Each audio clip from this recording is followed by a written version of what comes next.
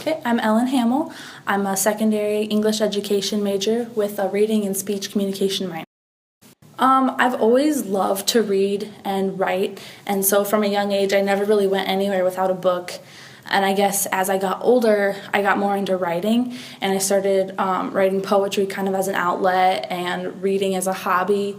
So then when I was in high school, I decided that if it was something I was good at and that I liked to do, that maybe it would be something that I would carry throughout my life. And so I thought that becoming an English major would help me get a broader sense of English as a career and English, in literature as a whole. So I don't know, it's been probably the best thing I could have chosen for myself for the future. And myself as a writer, my favorite English class probably has been, so far has been American Lit 1. I haven't taken a couple of the British classes yet, so it's subject to change. But I loved reading Emerson and Whitman, Thoreau, just a lot of transcendentalism and just kind of focus on individualism. So American Lit 1 was probably my favorite.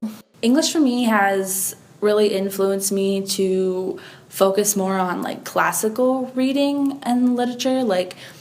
When I was younger, I would read chapter books or just typical adolescent literature. And coming to school, I've really started to be interested more in what are considered classics and classic authors like Emerson or Whitman or different British authors as well.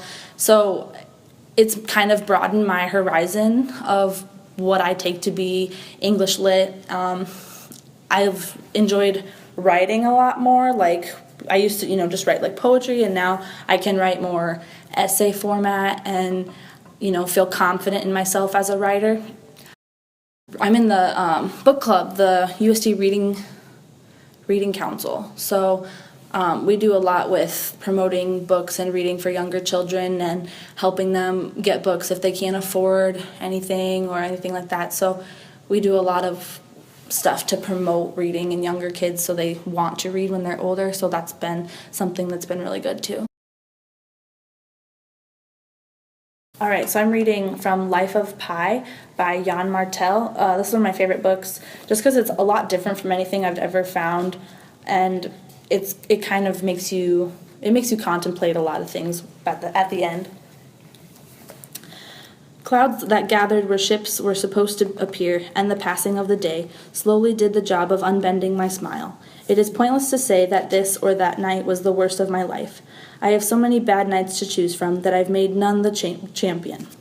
Still, that second night at sea stands in my memory as one of exceptional suffering, different from the frozen anxiety of the first night in being a more conventional sort of suffering, the broken down kind, consisting of weeping and sadness and spiritual pain, and different from later ones in that I still had the strength to appreciate fully what I felt. And that dreadful night was preceded by a dreadful evening. I noticed the presence of sharks around the lifeboat. The sun was beginning to pull the curtains on the day. It was a placid explosion of orange and red, a great chromatic symphony, a color canvas of supernatural proportions, truly a splendid Pacific sunset, quite wasted on me. The sharks were makos, swift, pointy-snouted predators with long, murderous teeth that protruded noticeably from their mouths. They were about 6 or 7 feet long, one was larger still. I watched them anxiously. The largest one came at the boat quickly, as if to attack, its dorsal fin rising out of the water by several inches, but it dipped below just before reaching us and glided underfoot with fearsome grace. Now I'm going to skip to a part towards the end where he's in a boat with the animals and things are getting a little bit more crazy. The zebra's attempt at self-preservation only whipped the hyena into a frenzy of snarling and biting. It made a gaping wound in the zebra's side. When it was no longer satisfied with the reach in it had from behind the zebra, the hyena climbed onto its haunches. It started pulling out coils of intestines and other viscera. There was no order to what it was doing. It bit here, swallowed there, seemingly overwhelmed by the riches before it. After devouring half the liver, it started tugging out the whitish balloon-like stomach bag, but it was heavy, and with the zebra's haunches being higher than its belly and blood being slippery, the hyena started to slide into its victim.